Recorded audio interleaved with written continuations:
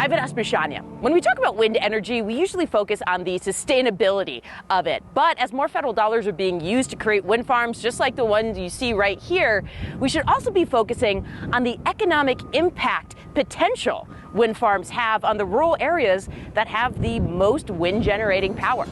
Deep in the heart of oil country, right next to pump jacks and cattle, churns what is not only a symbol of a renewable energy future, but an economic driver of rural America. We went through a really bad dry spell in about 2011, and if those local landowners did not have that source of revenue, they might have had to be forced to sell their land.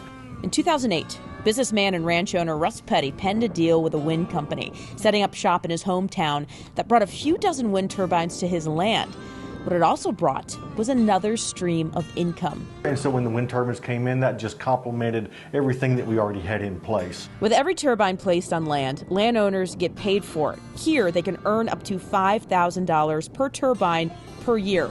So that means if a landowner has 30 turbines on their land, they can make $150,000 a year in passive income. We have 4.5 school districts here in Nellen County. They all got new schools because of wind turbines. Misha Adamez is the executive director of Sweetwater Economic Development. Across the town border, and it is clear how proud they are of their area's wind generating power. Before wind came, the town generated about $600 million in tax revenue.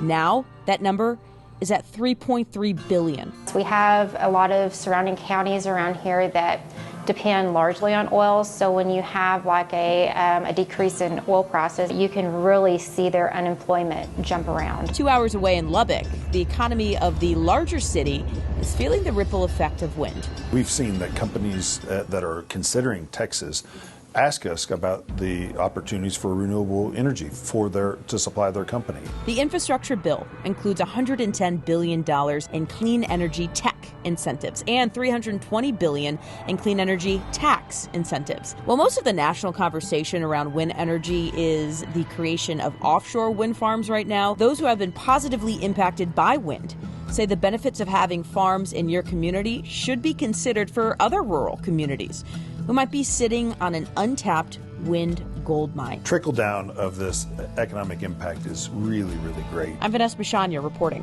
How cities across the country are taking on heat islands next on The Race.